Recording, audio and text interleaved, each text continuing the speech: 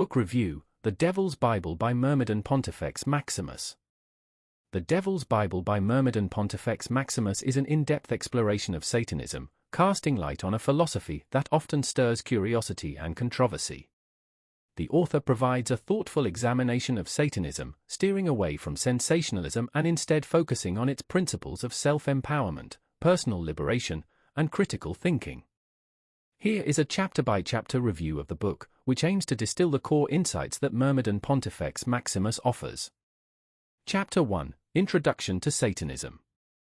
The book begins with a clear, structured definition of Satanism, setting it as a path focused on self-empowerment, liberation, and critical inquiry.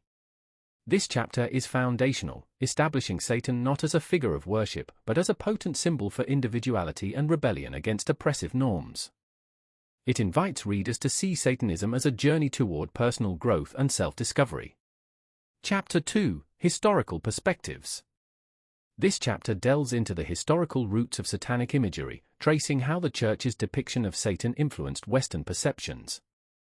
Pontifex Maximus presents a nuanced perspective, showing Satan's transformation from a mere adversarial figure to one that embodies freedom and challenges dogma.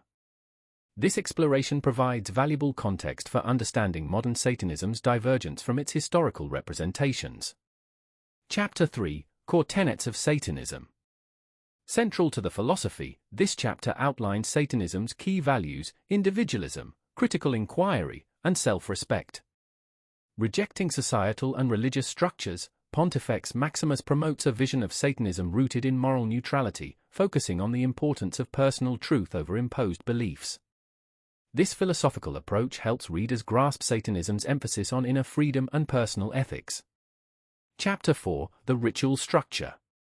Here, Pontifex Maximus breaks down the elements of Satanic rituals, emphasizing symbolism's role. The chapter highlights how symbols, especially the inverted pentagram, serve as representations of empowerment. By discussing the psychological benefits of ritual, this chapter offers a practical and introspective view on how rituals facilitate emotional release and self-reflection. Chapter 5: The Role of Magic and the Occult. Rather than associating magic with supernatural claims, Pontifex Maximus describes it as a mental and spiritual tool. He emphasizes magic's role in personal transformation, distinguishing between greater magic, self-focused, and lesser magic, influencing external circumstances. This chapter provides an insightful look into magic as a personal exercise, rather than a mysterious or mystical force. Chapter 6: Ethics and Morality in Satanism. Challenging conventional morality, Pontifex Maximus proposes a pragmatic ethical system, grounded in well-being and self-responsibility. He encourages boundaries, self-awareness, and respect for others, advancing the principle of do unto others as they deserve. This chapter is crucial for readers interested in understanding Satanism's ethical perspectives beyond misconceptions. Chapter 7: Symbolism in Satanic Practice. Symbols such as the Baphomet and sigils take center stage in this chapter. Pontifex Maximus breaks down their functions as visual anchors and psychological tools for empowerment. The emphasis on symbolism offers readers a practical framework to understand how these elements reinforce personal intent in Satanic practice. Chapter 8: Satanism and Society. Positioned as a countercultural force, Satanism's role in challenging societal norms is discussed here. The author encourages practitioners to stay aware of external pressures but remain true to personal values, underlining the importance of authentic living. This chapter resonates with themes of individual freedom and societal defiance, highlighting Satanism's broader philosophical stance. Chapter 9: Pathways to Enlightenment and Self-Empowerment. For those seeking a personal path, Pontifex Maximus provides practical steps, focusing on self-discipline and introspection. He introduces techniques for emotional mastery and goal-setting, framing self-knowledge as Satanism's ultimate aim. The chapter resonates with readers interested in self-actualization, portraying Satan as a metaphor for personal growth. Chapter 10: Living as a Satanist. This chapter is a practical guide for integrating Satanic principles into everyday life.